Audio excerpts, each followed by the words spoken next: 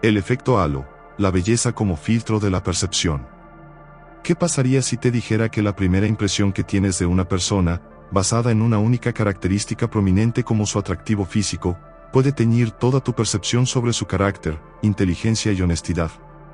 Este es el efecto halo, un sesgo cognitivo que revela cómo una cualidad positiva puede crear una aureola que nos ciega a la realidad, sesgando nuestro juicio. El psicólogo Edward Thorndike acuñó el término en la década de 1920, después de observar que los comandantes militares tendían a calificar a los soldados atractivos más alto en otras cualidades no relacionadas, como la inteligencia o la confiabilidad, sin ninguna evidencia para ello. Desde entonces, innumerables estudios han confirmado este fenómeno. Las personas atractivas son consistentemente percibidas como más inteligentes, más amables, más sociables y más competentes que las personas menos atractivas. El efecto halo no se limita a la belleza. Si alguien es percibido como muy inteligente, podemos asumir que también es honesto o trabajador, incluso sin evidencia. Y el efecto se invierte con el efecto cuerno, donde una característica negativa, como ser poco atractivo o tener un rasgo de carácter indeseable, lleva a percibir a la persona bajo una luz negativa. Un ejemplo inquietante son los estudios que muestran que los acusados atractivos tienen más probabilidades de ser absueltos o de recibir sentencias más leves en los juicios. El efecto halo nos revela la falibilidad de nuestro juicio y cómo nuestras percepciones son inherentemente sesgadas. Nos obliga a cuestionar cómo la primera impresión, a menudo superficial, puede colorear nuestra evaluación de una persona en su totalidad. No juzgamos a las personas de manera objetiva, sino que nuestras impresiones se construyen sobre atajos mentales que, aunque eficientes, nos llevan a conclusiones erróneas y a menudo discriminatorias. Este fenómeno subraya la importancia de la conciencia crítica y de esforzarnos por una evaluación más justa y basada en la evidencia real de las cualidades de los demás. El efecto señuelo, la sombra invisible en la toma de decisiones. ¿Qué pasaría si te dijeran que tus decisiones de compra, aparentemente libres y racionales, pueden ser sutilmente manipuladas con la introducción de una tercera opción que jamás considerarías comprar? Este es el efecto señuelo, un fenómeno psicológico poderoso en la economía del comportamiento, donde la adición de una opción, señuelo, inferior y asimétricamente dominada puede cambiar drásticamente la preferencia entre las otras dos opciones existentes. Imagina que quieres comprar una cafetera y tienes dos opciones, una de alta calidad y precio alto, y otra de calidad media y precio medio. La gente puede estar indecisa entre ambas. Ahora, introduce una tercera opción, el señuelo, una cafetera de calidad media-baja, pero con un precio casi tan alto como la de alta calidad. El señuelo está diseñado para ser claramente inferior a la opción de alta calidad, pero similar en precio. El señuelo hace que la opción de alta calidad parezca mucho más atractiva en comparación con él, inclinando la balanza a su favor, incluso si, sin la existencia del señuelo, habrías elegido la opción de calidad media. La presencia del señuelo hace que la opción superior parezca una ganga, comparada con la opción claramente peor que tiene un precio similar. Este efecto revela cómo nuestras preferencias no son estáticas y absolutas, sino que son construidas y influenciadas por el contexto y las opciones disponibles. No evaluamos las cosas de forma aislada, sino en comparación con lo que nos rodea. El efecto señuelo es una táctica común en marketing, ventas y política. Las empresas lo utilizan para dirigir a los consumidores hacia productos más caros o rentables. Los políticos pueden introducir un tercer candidato inviable para hacer que su candidato principal parezca la mejor opción. Este fenómeno nos muestra que somos más susceptibles a la manipulación sutil de lo que creemos, y que nuestras decisiones, que pensamos que son racionales, a menudo son el resultado de la forma en que se nos presentan las opciones. Es un recordatorio de que la libertad de elección no siempre nos protege de ser guiados por una mano invisible. La falacia del jugador, la ilusión de control sobre el azar. ¿Alguna vez, al jugar a la ruleta, sientes que si el rojo ha salido varias veces seguidas, es más probable que la próxima vez salga el negro? O, si has tenido una racha de mala suerte, ¿crees que la buena suerte está por llegar? Esta es la falacia del jugador, un sesgo cognitivo persistente que nos lleva a creer que eventos aleatorios pasados influyen en la probabilidad de resultados futuros, incluso cuando esos eventos son completamente independientes entre sí. Es una ilusión de control sobre el azar. La base de esta falacia radica en una mala interpretación de la ley de los grandes números. Creemos que los resultados aleatorios deben equilibrarse a corto plazo. Sin embargo, en eventos verdaderamente aleatorios, como el lanzamiento de una moneda o la ruleta, cada evento es independiente. La probabilidad de que una moneda caiga cara es siempre 50%, independientemente de si ha caído cruz 10 veces seguidas. El dado no tiene memoria de sus lanzamientos anteriores. Los casinos explotan esta falacia constantemente. Los tableros que muestran los resultados anteriores de la ruleta o del blackjack no tienen ningún valor predictivo, pero alimentan la creencia de los jugadores de que pueden identificar patrones y anticipar resultados, lo que los lleva a apostar más. De manera similar, los inversores pueden caer en esta trampa, creyendo que un activo que ha bajado mucho, tiene que subir o viceversa, ignorando los fundamentos reales del mercado. La falacia del jugador nos revela una profunda resistencia de la mente humana a aceptar la verdadera aleatoriedad. Nos aferramos a la idea de que podemos predecir, que podemos encontrar patrones, que podemos ejercer algún tipo de control sobre lo incontrolable. Esta necesidad de orden y predictibilidad nos lleva a construir narrativas donde no las hay, a ver conexiones donde solo existe el puro azar. Nos enseña la humildad de aceptar la incertidumbre y la aleatoriedad como parte intrínseca de la vida, y a distinguir entre la verdadera causalidad y la mera coincidencia. La disonancia cognitiva, la mente que se engaña a sí misma. Imagina que tu mente es un detective que solo busca pruebas que confirmen una teoría preexistente, ignorando cualquier evidencia que la contradiga. Este es el sesgo de confirmación, un sesgo cognitivo ubicuo que nos lleva a buscar, interpretar y recordar información de una manera que confirma nuestras creencias, hipótesis o ideas preexistentes. No es un acto malicioso, sino una tendencia natural de la mente a buscar coherencia y a evitar la disonancia. Este fenómeno se manifiesta de múltiples maneras. Cuando investigamos un tema, tendemos a leer artículos o escuchar opiniones que ya se alinean con nuestra perspectiva. Si creemos que un político es corrupto, buscaremos noticias que validen esa idea y descartaremos aquellas que sugieran lo contrario. Si pensamos que un remedio natural es efectivo, recordaremos las anécdotas de éxito y olvidaremos los fracasos. Incluso en la ciencia, los investigadores pueden ser susceptibles a buscar datos que apoyen su hipótesis, en lugar de intentar refutarla. El sesgo de confirmación es un atajo mental eficiente. Es más fácil procesar información que encaja con nuestros marcos mentales existentes que reestructurar todo nuestro sistema de creencias. Sin embargo, este atajo puede llevar a una visión distorsionada de la realidad, a la polarización de opiniones y a la persistencia de errores. Es el motor detrás de las cámaras de eco, en las redes sociales, donde solo nos exponemos a información que valida nuestras propias burbujas ideológicas. El sesgo de confirmación es una poderosa lección de humildad intelectual. Nos enseña que la mente humana no siempre busca la verdad objetiva, a menudo, busca la confirmación de su propia verdad. Superar este sesgo requiere un esfuerzo consciente, buscar activamente perspectivas opuestas, cuestionar nuestras propias suposiciones y estar dispuestos a cambiar nuestras mentes frente a la evidencia contraria. Es un recordatorio de que, para ver el mundo con claridad, a veces debemos desafiar nuestras propias certezas más arraigadas y abrirnos a la posibilidad de estar equivocados. La paradoja de la elección, cuando demasiadas opciones paralizan la voluntad. En un mundo que nos promete la libertad a través de la elección, ¿qué pasaría si esa misma abundancia de opciones, paradójicamente, nos dejara más insatisfechos y menos capaces de decidir? Esta es la inquietante verdad de la paradoja de la elección, un fenómeno desvelado por el psicólogo Barry Schwartz, que desafía la sabiduría convencional de que más opciones son siempre mejores.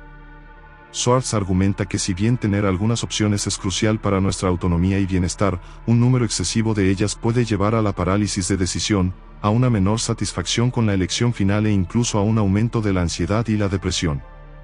Imagina ir a comprar un simple frasco de mermelada y encontrarte con 200 variedades diferentes. La tarea, que debería ser trivial, se convierte en un calvario. Un famoso estudio en un supermercado demostró este efecto. Los clientes tenían más probabilidades de comprar mermelada cuando solo se les ofrecían 6 variedades, en comparación con cuando se les presentaban 24. A pesar de que la exhibición con 24 atraía a más personas, menos compraron. Las razones detrás de esta paradoja son múltiples. En primer lugar, el costo cognitivo de evaluar un sinfín de opciones es abrumador. En segundo lugar, al tener tantas alternativas, la expectativa de perfección aumenta. Elegimos una cosa, pero nuestra mente se tortura con la idea de que quizás la opción que no elegimos era mejor, lo que lleva al arrepentimiento post-elección. Finalmente, la responsabilidad de la decisión recae totalmente sobre nosotros. Si hay pocas opciones, podemos culpar al mercado; si hay muchas, la culpa de una mala elección es enteramente nuestra, lo que aumenta el arrepentimiento y la insatisfacción. La paradoja de la elección nos confronta con la idea de que la libertad ilimitada puede ser una carga. Nos enseña que, en la búsqueda de la felicidad y la satisfacción, a veces menos es más. En un mundo saturado de opciones, desde los cereales en el supermercado hasta las carreras universitarias o las parejas sentimentales en las aplicaciones, comprender este fenómeno es crucial para simplificar nuestras vidas y encontrar una genuina satisfacción en nuestras decisiones, liberándonos de la tiranía de la abundancia. El efecto priming, los susurros invisibles que guían nuestros pensamientos. ¿Y si te dijera que tus decisiones y juicios más conscientes pueden ser influenciados por estímulos que ni siquiera percibes directamente? Este es el misterioso poder del efecto priming, un fenómeno psicológico donde la exposición previa a un estímulo influye en la respuesta a un estímulo posterior, a menudo de forma inconsciente. Es como si ciertas ideas o conceptos se activaran en tu mente, preparando el terreno para pensamientos y comportamientos futuros. Los experimentos de priming son fascinantes en su simplicidad.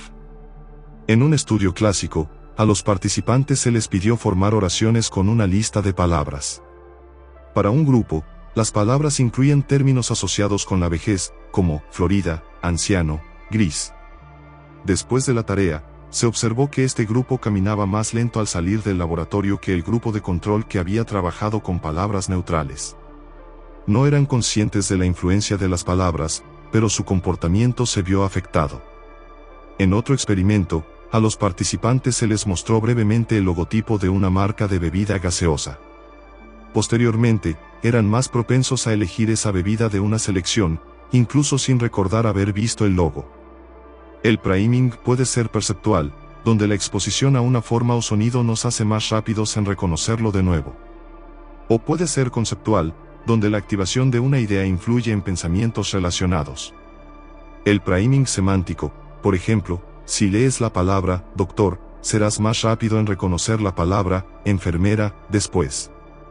El efecto priming revela que nuestra mente no es una pizarra en blanco en cada momento, está constantemente siendo influenciada por el contexto, por la información previa, incluso por detalles que apenas registramos. Tiene implicaciones profundas en la publicidad, donde las marcas buscan activar asociaciones positivas, en la política, donde ciertas palabras pueden activar prejuicios, y en nuestra vida diaria. Nos muestra que somos más susceptibles de lo que creemos a los susurros invisibles de nuestro entorno, y que nuestras decisiones, libres, a menudo están teñidas por influencias que operan bajo el umbral de nuestra conciencia. Es un recordatorio de que somos seres influenciables, y que la información que nos rodea, por sutil que sea, moldea nuestro pensamiento y nuestra acción. La ilusión de la frecuencia, fenómeno Baader-Meinhof cuando lo notado crece en presencia. ¿Alguna vez te ha pasado que, tras aprender una palabra nueva o fijarte en un modelo de coche específico, de repente empiezas a verla o a verlo por todas partes? Como si el universo conspirara para presentártelo una y otra vez. Esto no es una coincidencia, es el efecto de la ilusión de frecuencia, también conocido popularmente como el fenómeno Baader-Meinhof. Este sesgo cognitivo describe la tendencia a creer que, una vez que algo se nos ha señalado o hemos tomado conciencia de ello, empieza a aparecer con una frecuencia mucho mayor de la que realmente tiene. El fenómeno ocurre en dos fases. Primero, hay una atención selectiva. Una vez que te has fijado en el elemento, tu cerebro se sintoniza con él y lo detecta más fácilmente en tu entorno. Es como si se hubiera activado un filtro que antes no existía. Segundo, hay un sesgo de confirmación. Cada vez que lo encuentras, lo interpretas como una prueba de que aparece más a menudo, reforzando tu creencia inicial, mientras que las veces que no lo encuentras simplemente pasan desapercibidas. Un ejemplo clásico es cuando estás pensando en comprar un coche de un modelo y color particular. De repente, empiezas a verlo por todas las calles, en los aparcamientos, en la televisión. No es que ese modelo de coche haya aumentado repentinamente su número en tu ciudad, simplemente, tu cerebro ha sido activado para detectarlo, y cada encuentro refuerza la ilusión de que su frecuencia ha aumentado. Lo mismo ocurre con una palabra inusual que aprendes, de pronto, la escuchas en una conversación, en una canción, en un podcast. El efecto de la ilusión de frecuencia nos revela la fascinante y a veces engañosa forma en que nuestra atención y nuestras expectativas moldean nuestra percepción de la realidad. Demuestra que lo que notamos no es necesariamente un reflejo de su verdadera prevalencia, sino de lo que nuestra mente ha sido programada para buscar. Es un recordatorio de que somos los arquitectos de nuestra propia atención y que ésta, al concentrarse en algo, puede crear la ilusión de una omnipresencia que en realidad no existe. Nos enseña que el mundo no cambia, pero nuestra percepción de él sí, de maneras sutiles y a menudo imperceptibles. El efecto del rebaño, la mente colectiva y la pérdida del individuo. Imagina que una manada de animales se mueve unísona, no por una decisión individual, sino por la simple inercia de seguir a los demás. Este es el efecto rebaño, un fenómeno psicológico que describe la tendencia de los individuos a imitar las acciones y comportamientos de un grupo más grande, sin una deliberación racional propia. Nos vemos arrastrados por la corriente, no por convicción, sino por la fuerza invisible de la masa. Este comportamiento se observa en diversas situaciones.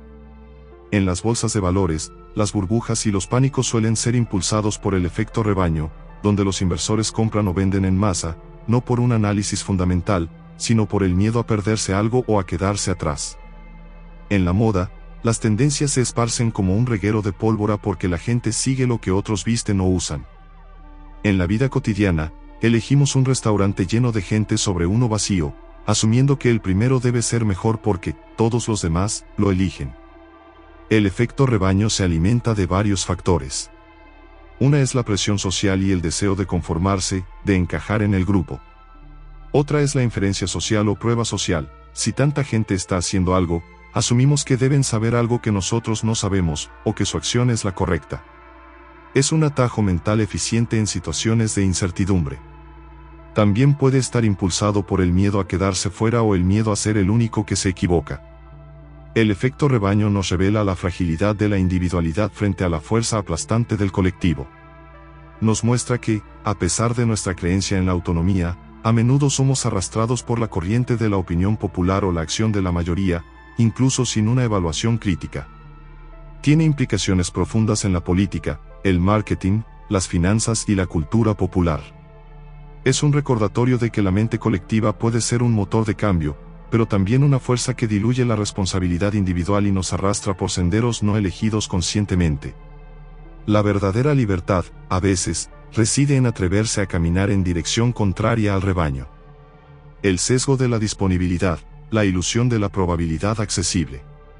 ¿Por qué tendemos a creer que los ataques de tiburón son más comunes de lo que realmente son, mientras que ignoramos los peligros mucho mayores de conducir un coche? Esto es el sesgo de la disponibilidad, un atajo mental que nos hace sobreestimar la probabilidad de eventos que son más fáciles de recordar, generalmente porque son más vívidos, dramáticos o recientes.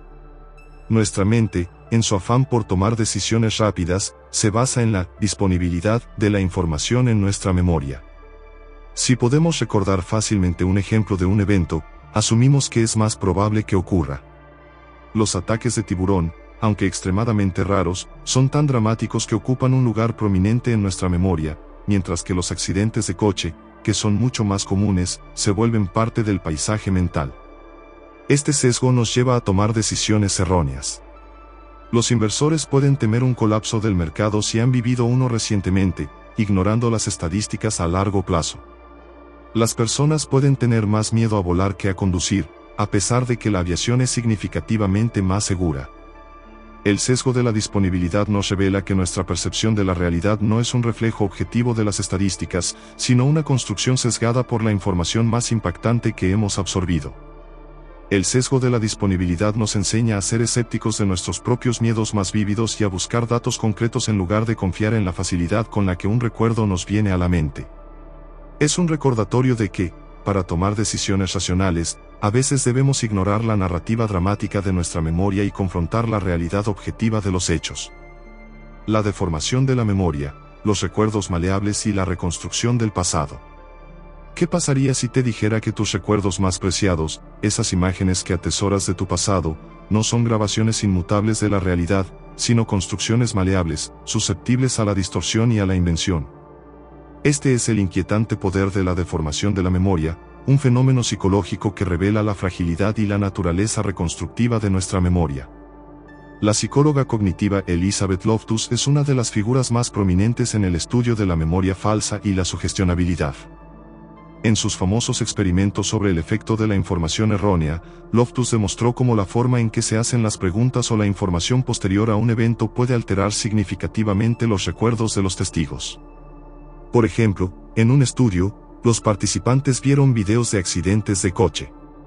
A un grupo se le preguntó, ¿a qué velocidad iban los coches cuando se estrellaron el uno contra el otro?, mientras que a otro grupo se le preguntó, ¿a qué velocidad iban los coches cuando se chocaron el uno contra el otro? La palabra utilizada, estrellaron, vs, chocaron, influyó en la estimación de velocidad reportada por los participantes. Más aún, una semana después, aquellos a quienes se les había usado la palabra, estrellaron, eran más propensos a recordar haber visto cristales rotos, incluso cuando no los había. Esto no es un mero olvido, sino una reconstrucción activa del pasado. Nuestra memoria no es un videoreproductor, es un narrador que constantemente edita, rellena los huecos y, a veces, inventa detalles para crear una historia coherente. Las influencias pueden ser sutiles, la forma en que otros nos cuentan un evento, las imágenes que vemos, nuestras propias creencias y expectativas actuales.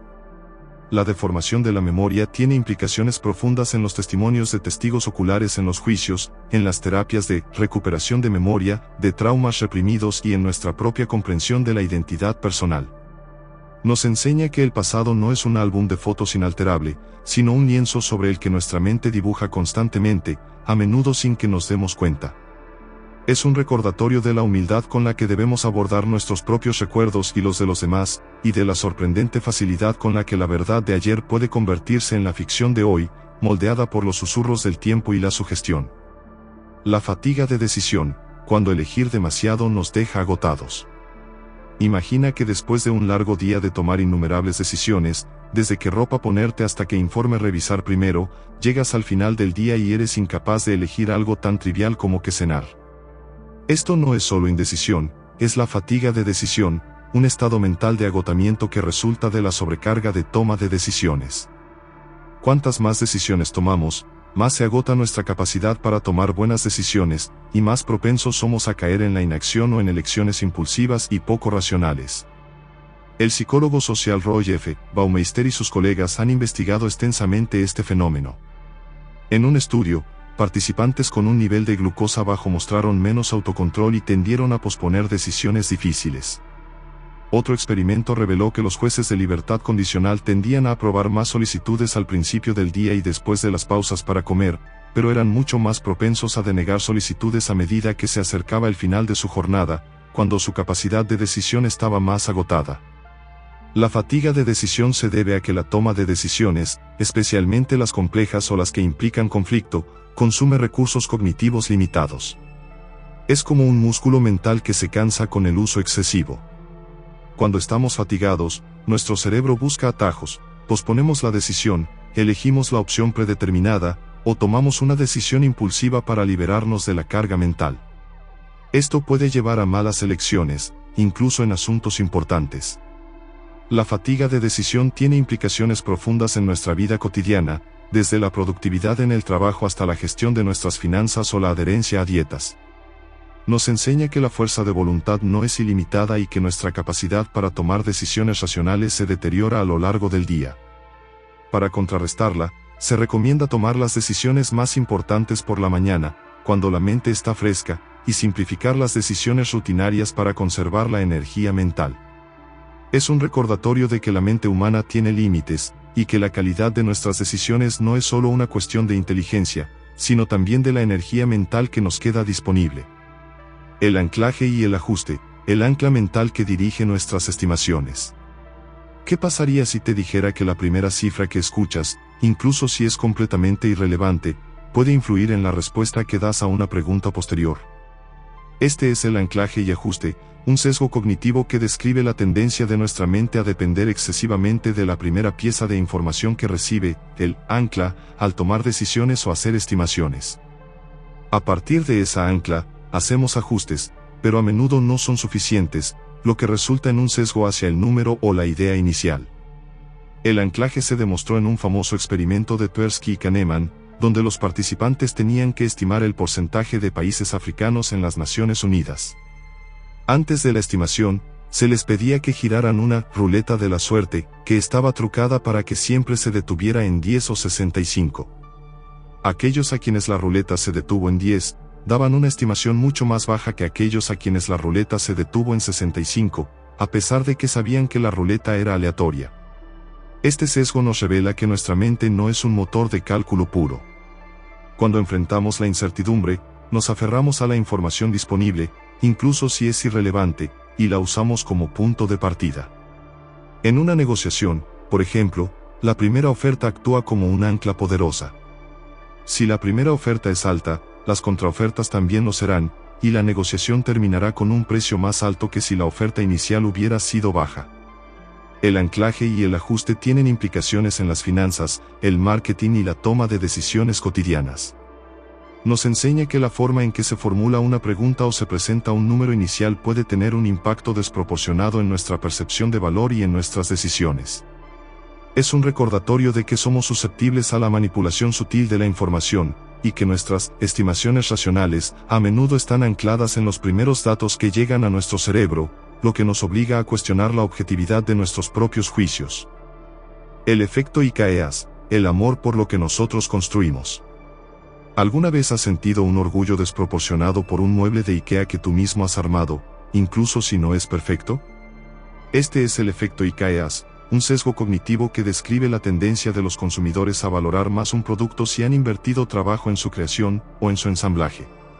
Nuestra mente teje un lazo emocional con el resultado de nuestro propio esfuerzo, sobreestimando su valor en comparación con productos idénticos que no hemos tocado. En un experimento que da nombre al fenómeno, los investigadores Michael Norton, Daniel Muchon y Dan Ariely pidieron a los participantes que construyeran un mueble de IKEA o un origami. Después, se les preguntó cuánto estarían dispuestos a pagar por su creación.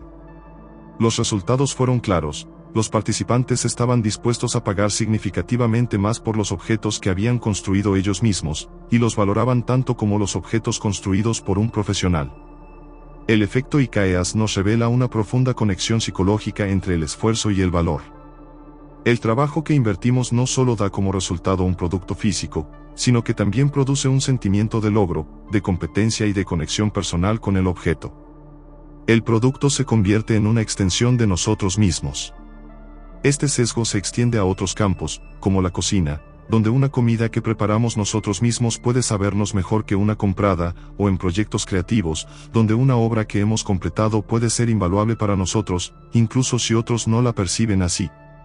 El efecto IKEA tiene implicaciones en el marketing, la educación y la creatividad. Las empresas lo utilizan para involucrar a los clientes en la creación de productos, desde la personalización de un coche hasta la elección de ingredientes en una ensalada.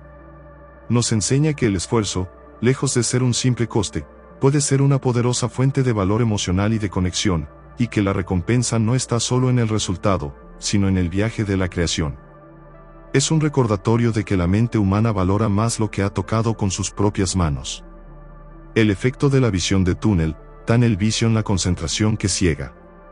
Imagina que estás bajo un estrés inmenso o en una situación de alto riesgo, y de repente, tu capacidad para ver el panorama completo se desvanece. Te concentras en un único aspecto del problema, ignorando por completo la información periférica, las alternativas o los detalles cruciales. Este es el efecto de la visión de túnel, un fenómeno psicológico que describe cómo la mente, bajo presión, puede estrechar su foco de atención hasta el punto de la ceguera. Este fenómeno se ha observado en situaciones de emergencia, como en los accidentes aéreos, donde los pilotos, bajo un estrés extremo, se han concentrado en un único problema, por ejemplo, una alarma en el panel de control, e ignorado otras lecturas críticas o la información de la torre de control, lo que ha llevado a consecuencias catastróficas.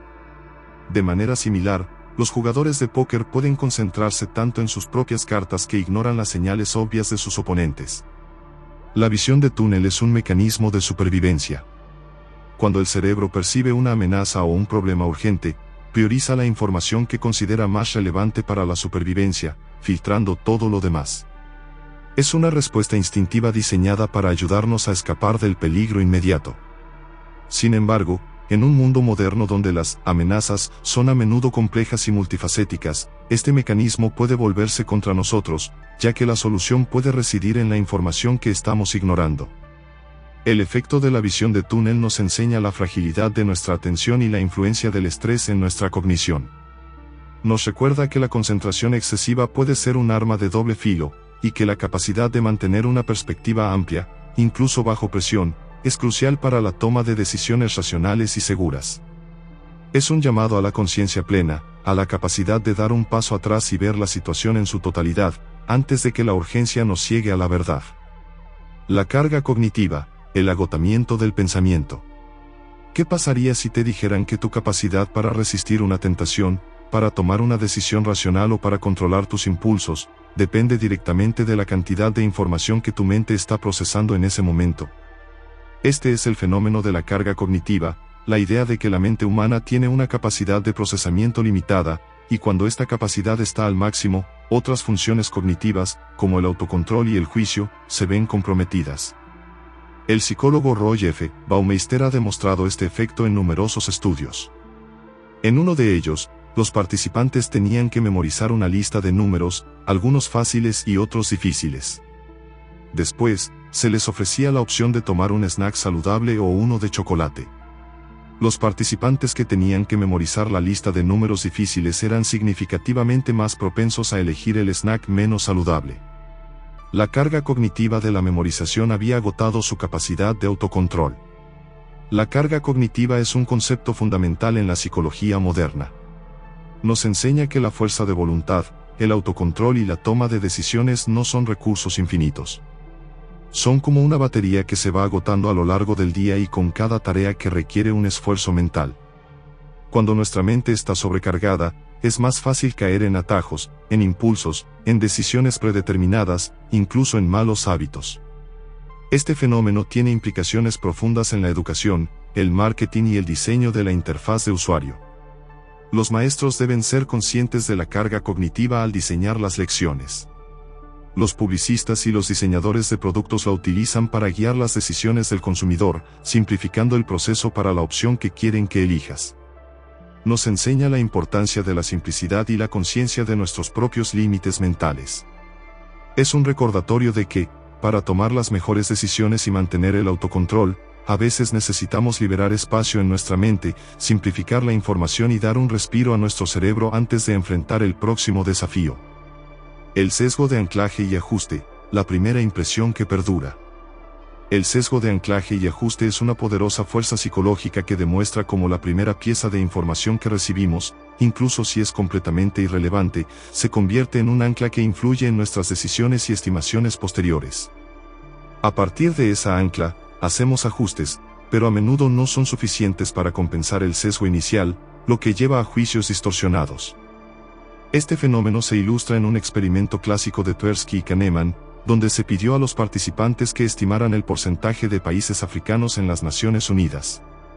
Antes de dar su respuesta, se les pedía que giraran una ruleta de la suerte, que estaba trucada para que se detuviera en 10 o 65. Aquellos a quienes la ruleta se detuvo en 10 daban una estimación mucho más baja que aquellos a quienes la ruleta se detuvo en 65, a pesar de que sabían que la ruleta era aleatoria. El sesgo de anclaje nos revela que nuestra mente no es un motor de cálculo puro. Cuando enfrentamos la incertidumbre, nos aferramos a la información disponible y la usamos como punto de partida. En una negociación, por ejemplo, la primera oferta actúa como un ancla poderosa. Si la primera oferta es alta, las contraofertas también lo serán, y la negociación terminará con un precio más alto que si la oferta inicial hubiera sido baja. Este fenómeno tiene implicaciones en las finanzas, el marketing y la toma de decisiones cotidianas. Nos enseña que la forma en que se formula una pregunta o se presenta un número inicial puede tener un impacto desproporcionado en nuestra percepción de valor y en nuestras decisiones. Es un recordatorio de que somos susceptibles a la manipulación sutil de la información, y que nuestras estimaciones racionales a menudo están ancladas en los primeros datos que llegan a nuestro cerebro. La ilusión de la transparencia, el secreto que todos creen ver. ¿Alguna vez has creído que tus emociones, tus pensamientos o tus intenciones eran tan obvias para los demás que no necesitabas expresarlos con palabras? Este es el fenómeno de la ilusión de la transparencia, un sesgo cognitivo que nos lleva a sobreestimar la medida en que los demás pueden leer nuestros estados internos. Creemos que nuestras emociones son tan claras para los demás como lo son para nosotros, lo que a menudo nos lleva a malentendidos y a sentirnos incomprendidos. En un experimento, se pidió a los participantes que tocaran en una mesa el ritmo de una canción popular y que predijeran cuántos de sus compañeros adivinarían la canción. Los participantes esperaban que casi la mitad de sus compañeros adivinaran la canción, pero en realidad, solo un 2.5% de ellos lo hizo. Los que tocaban estaban tan inmersos en su propia experiencia que no se daban cuenta de lo difícil que era para los demás descifrar el ritmo sin la canción en su cabeza. La ilusión de la transparencia surge de la perspectiva egocéntrica de nuestra propia conciencia. Para nosotros, nuestros pensamientos y emociones son una realidad innegable, y es difícil imaginar que los demás no tengan el mismo acceso a ellos. Sin embargo, este sesgo puede llevar a la ansiedad social y a una comunicación deficiente, ya que no nos esforzamos lo suficiente para expresar nuestras verdaderas intenciones. Este fenómeno nos enseña que las personas no pueden leer nuestra mente. La comunicación clara y explícita es crucial para evitar malentendidos. Es un recordatorio de que para ser comprendidos, debemos expresar nuestros pensamientos y sentimientos con palabras, y que asumir que los demás saben lo que pensamos es una receta para la decepción y el aislamiento. El lado oscuro de la empatía, el sesgo de identificación de la víctima. ¿Qué pasaría si te dijera que, en la lucha por la justicia y la empatía, a menudo nos vemos más conmovidos por el sufrimiento de una sola persona que por el de una tragedia que afecta a miles? Este es el sesgo de identificación de la víctima, un fenómeno psicológico que demuestra que nuestra empatía y nuestra disposición a ayudar se ven más afectadas por el dolor de un individuo identificable que por el sufrimiento anónimo y estadístico de un grupo. En un experimento, se les dio a los participantes una cantidad de dinero y se les pidió que donaran una parte a una causa benéfica. A un grupo se le presentó la historia de una niña, Rokia, que vivía en la pobreza y necesitaba ayuda para sobrevivir. A otro grupo se le presentaron las estadísticas crudas de la pobreza en África, que afectaba a millones. Los resultados fueron sorprendentes. El grupo que escuchó la historia de la niña donó significativamente más dinero que el grupo que vio las estadísticas. El sesgo de identificación de la víctima revela la limitación de nuestra empatía. Nuestra capacidad para sentir compasión es más poderosa cuando podemos conectar con un individuo, con un rostro, con un nombre. El dolor estadístico de miles de personas, por más grande que sea, se vuelve abstracto y difícil de procesar. Las tragedias masivas a menudo nos dejan sintiéndonos impotentes, mientras que la historia de un individuo nos da un punto de anclaje para la acción. Este fenómeno tiene implicaciones profundas en el marketing de causas benéficas, en la cobertura de noticias y en nuestra percepción de la justicia. Nos enseña que, para mover a la gente a la acción, a menudo es necesario humanizar el problema, dar un rostro al sufrimiento.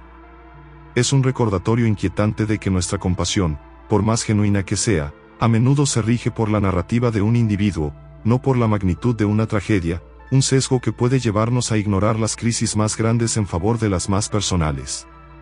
El sesgo de supervivencia, la trampa de los ejemplos exitosos.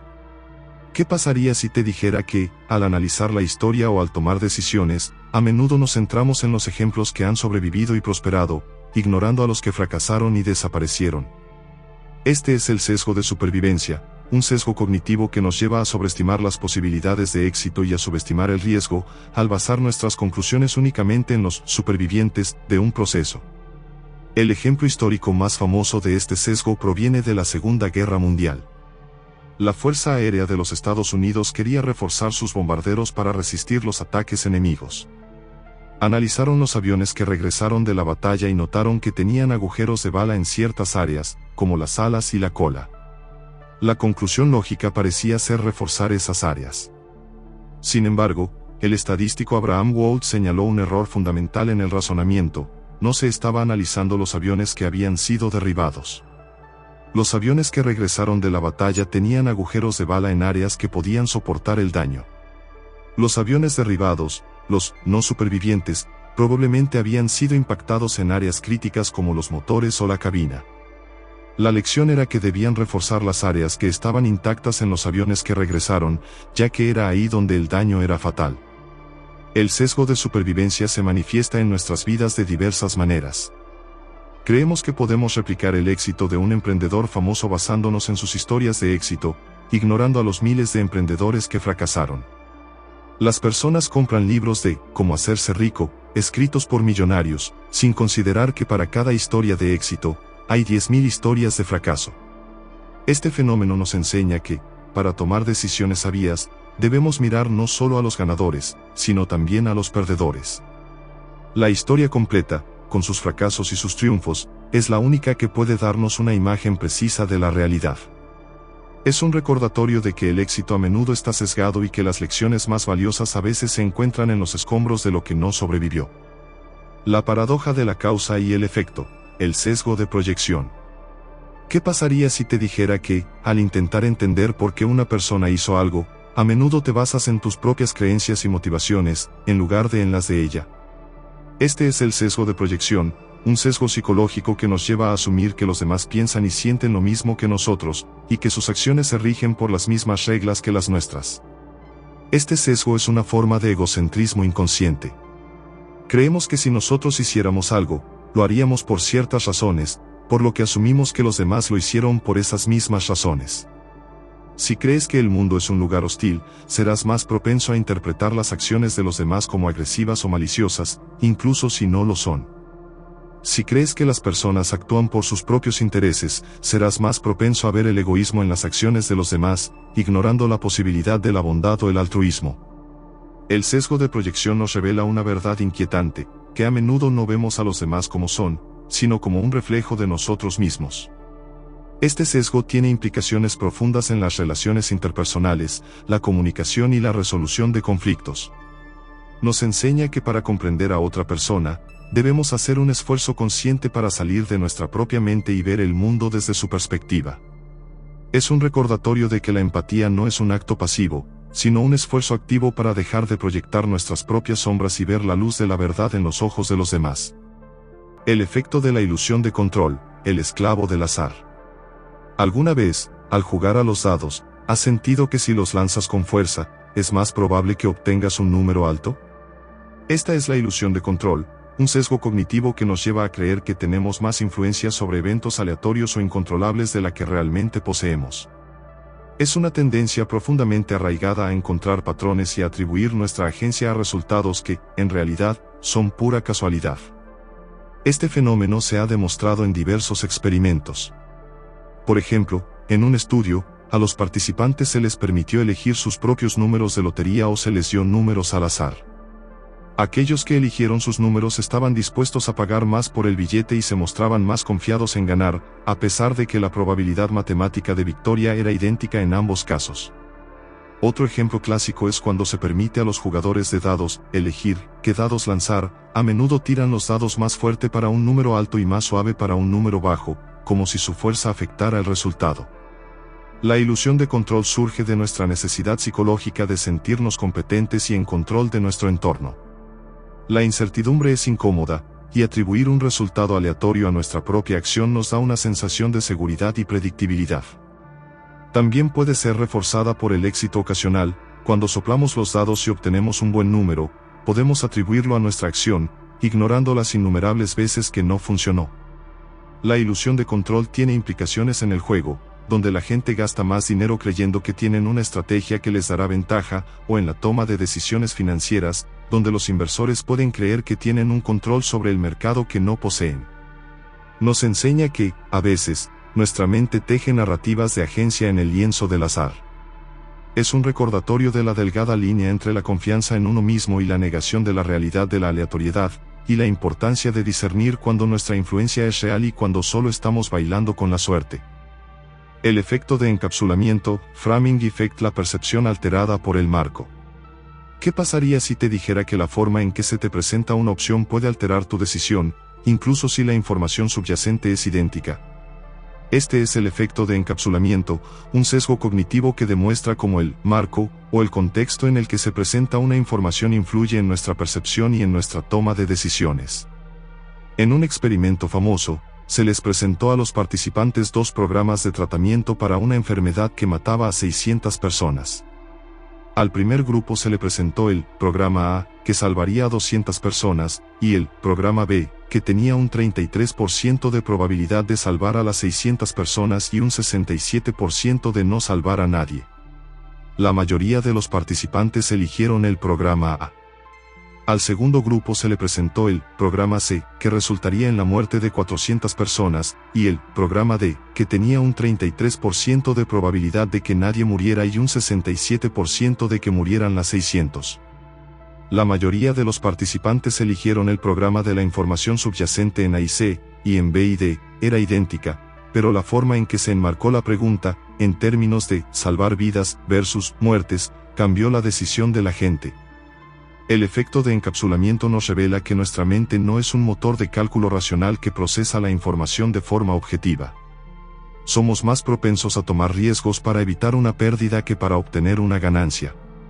Este sesgo tiene implicaciones profundas en el marketing, la política, la medicina y la vida cotidiana.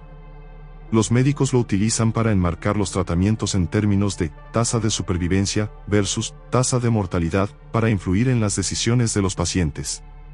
Los políticos lo utilizan para enmarcar las políticas en términos de ganancias o pérdidas para influir en la opinión pública. El efecto de encapsulamiento nos enseña que la verdad, por sí sola, no es suficiente. La forma en que se presenta puede ser más importante que la información en sí misma. Es un recordatorio de que debemos ser conscientes de los marcos en los que se nos presenta la información, y de que la racionalidad a menudo reside en la capacidad de ver la misma situación desde múltiples perspectivas, liberándonos del sesgo de un solo marco. El efecto de la ilusión de la verdad, la mentira que se vuelve realidad. ¿Qué pasaría si te dijera que una mentira, si se repite con suficiente frecuencia, puede comenzar a sonar como la verdad? Este es el efecto de la ilusión de la verdad, un sesgo cognitivo que demuestra que la familiaridad de una declaración, independientemente de su veracidad, aumenta nuestra creencia en ella. Nuestra mente, en su afán por procesar la información de forma eficiente, a menudo confunde la familiaridad con la veracidad. En un experimento, los investigadores presentaron a los participantes una lista de afirmaciones, algunas verdaderas y otras falsas. Se les pidió que calificaran la veracidad de cada una.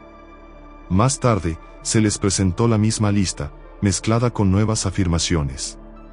Los participantes calificaron las afirmaciones que habían visto antes, tanto las verdaderas como las falsas, como más verídicas que las nuevas afirmaciones.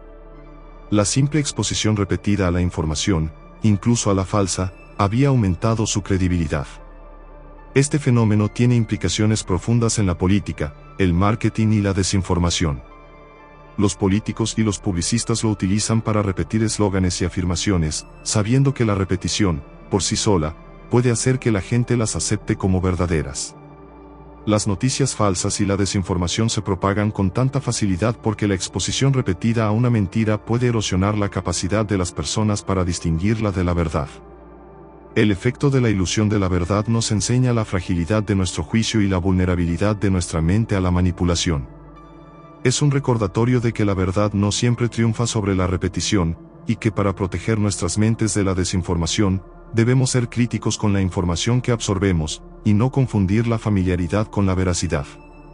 Es un llamado a la vigilancia de nuestra propia mente y a la defensa de la verdad en un mundo saturado de información falsa. El lado oscuro del rebaño, el fenómeno del chivo expiatorio. ¿Qué pasaría si te dijera que, en momentos de crisis o frustración, los grupos humanos, a menudo, buscan a un culpable, un chivo expiatorio, para canalizar su ira y su miedo? Este es el fenómeno del chivo expiatorio, una estrategia psicológica inconsciente donde se culpa a un individuo o a un grupo minoritario por los problemas que afectan a la mayoría, liberando la tensión social y uniendo al grupo dominante en una causa común. El concepto tiene sus raíces en la historia, desde los rituales sacrificiales de la antigüedad hasta las purgas políticas y la persecución de minorías. En la Alemania nazi, por ejemplo, los judíos se convirtieron en el chivo expiatorio de los problemas económicos y sociales del país.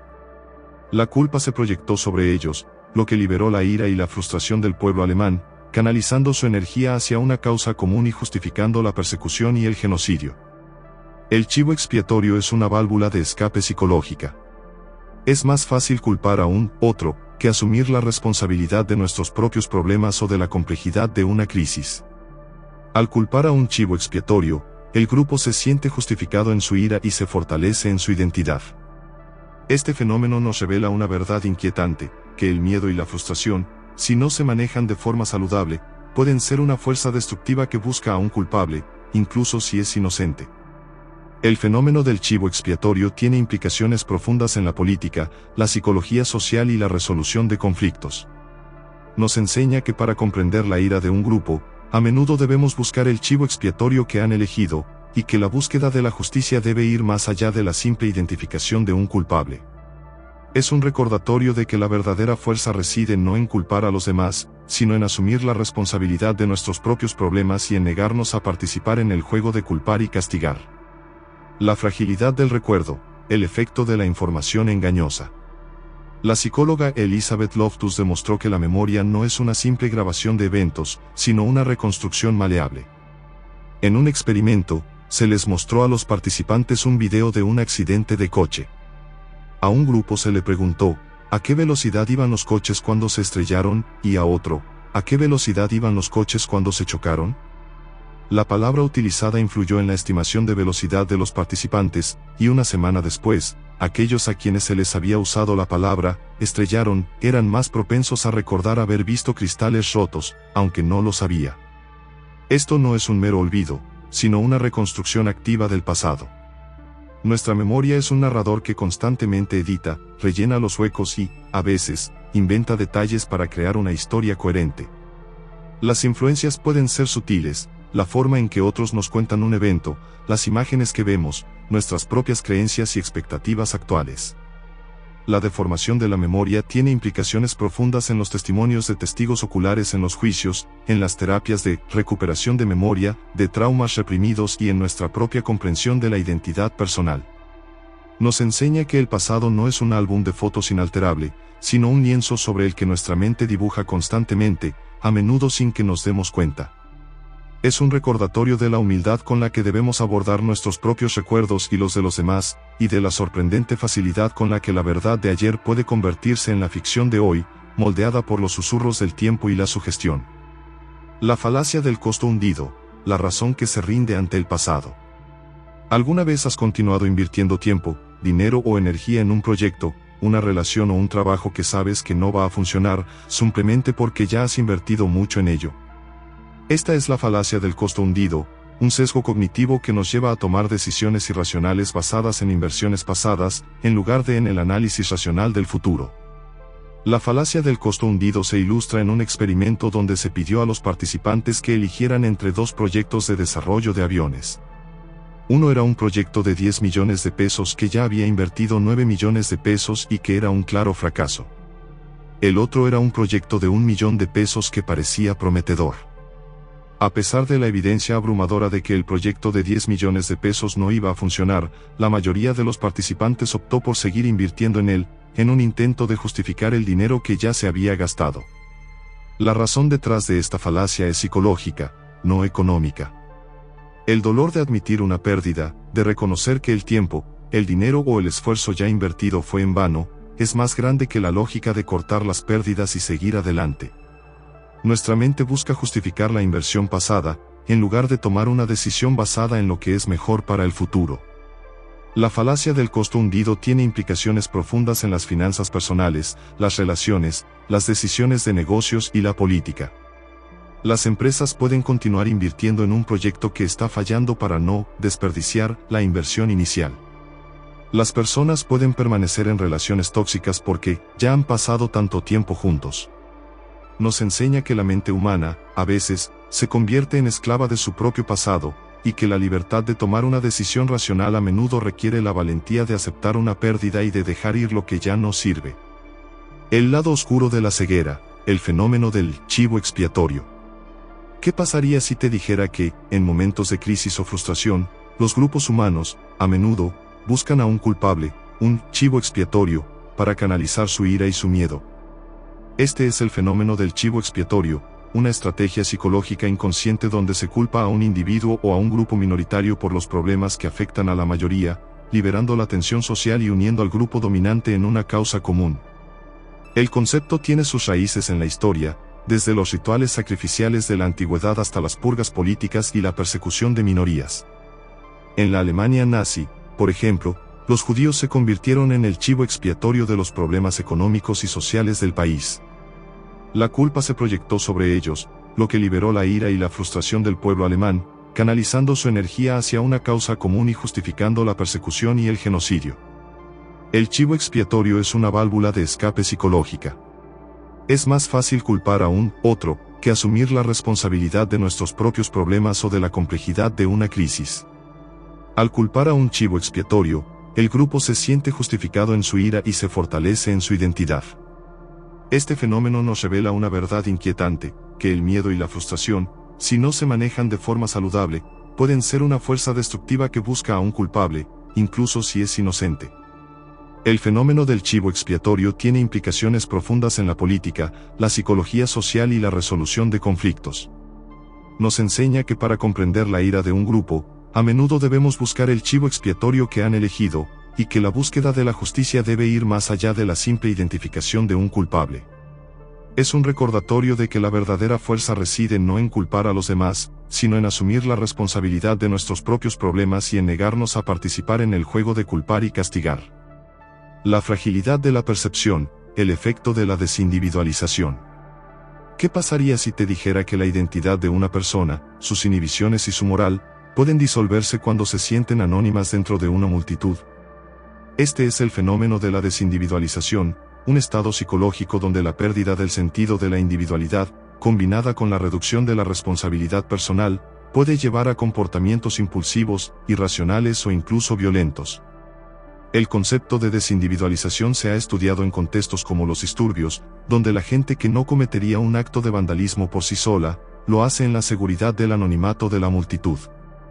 También se ha observado en el ámbito en línea, donde la gente, detrás de un nombre de usuario anónimo, puede volverse abusiva y cruel en los comentarios.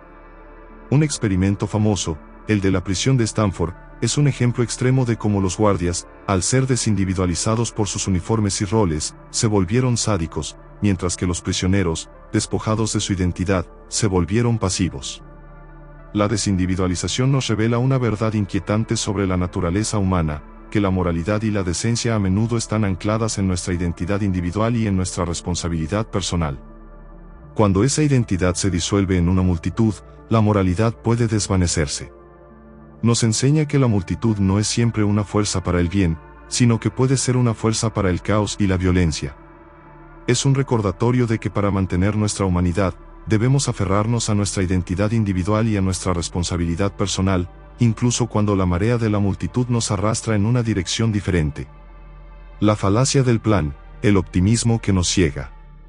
¿Qué pasaría si te dijera que, al planificar un proyecto, un viaje o una tarea, a menudo subestimamos drásticamente el tiempo y los recursos que necesitaremos, incluso si sabemos por experiencia que esas estimaciones suelen ser erróneas?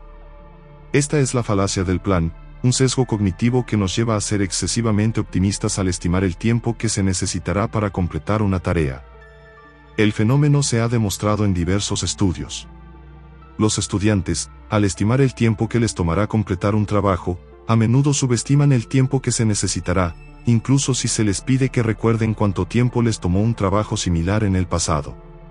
Los ingenieros, los diseñadores y los gerentes de proyecto caen en la misma trampa, subestimando los plazos de entrega y los costes de un proyecto, lo que lleva a retrasos y a presupuestos desbordados. La falacia del plan surge de nuestra tendencia a centrarnos en el mejor escenario posible y a ignorar los imprevistos y los obstáculos que inevitablemente surgirán. Nos enfocamos en la ruta más rápida y eficiente, sin tener en cuenta la posibilidad de que haya tráfico, de que el ordenador se rompa o de que el proyecto tenga problemas inesperados. Este fenómeno nos enseña que el optimismo, si no se equilibra con el realismo, puede ser una fuerza perjudicial. Nos recuerda que, para planificar de forma efectiva, debemos aprender a mirar más allá de la visión optimista de lo que podría pasar y a considerar la totalidad de los escenarios posibles. Es un llamado a la humildad, a la capacidad de reconocer que la vida está llena de imprevistos y de que la mejor forma de prepararnos para ellos es ser realistas, no ingenuos, sobre el tiempo y los recursos que tenemos a nuestra disposición. El lado oculto desvelado, los ecos de una mente compleja. Hemos viajado por senderos invisibles de la mente, descubriendo que la conducta humana es un tapiz mucho más complejo de lo que a primera vista aparenta. Desde la confianza engañosa del incompetente hasta la sutil manipulación de nuestras elecciones, desde la ilusión de control sobre el azar hasta la maleabilidad de nuestros propios recuerdos, cada fenómeno es una ventana a las fuerzas ocultas que nos impulsan. Estos fenómenos psicológicos no son meras curiosidades académicas, son lentes a través de los cuales podemos comprender mejor nuestras propias acciones y las de quienes nos rodean. Nos revelan que no somos solo seres racionales, sino también criaturas de sesgos, de atajos mentales, de influencias inconscientes que nos moldean sin que lo sepamos. Nos muestran la fragilidad de nuestra percepción, la fuerza de la influencia social y la sorprendente capacidad de nuestra mente para tejer realidades que no siempre coinciden con la verdad objetiva. Comprender el lado oculto de la conducta humana es un acto de autoconciencia. Nos permite reconocer cuando estamos bajo la influencia de un sesgo, cuando nuestras decisiones son el eco de una ilusión o cuando la voz de la multitud nos arrastra. Es un paso hacia una mayor libertad y autonomía, al equiparnos con el conocimiento para desafiar nuestras propias suposiciones y las narrativas que se nos presentan. La mente humana, en su complejidad, sigue siendo un vasto territorio inexplorado. Pero cada uno de estos fenómenos desvela un poco más de su misterio, recordándonos que la verdadera sabiduría reside no solo en lo que sabemos, sino en la humildad de reconocer todo lo que aún desconocemos sobre el fascinante, y a veces sorprendente, funcionamiento de nuestro propio ser. Al final, el lado oculto de la conducta humana no es un lugar para temer, sino un universo para explorar, un espejo para reflejar nuestra propia complejidad.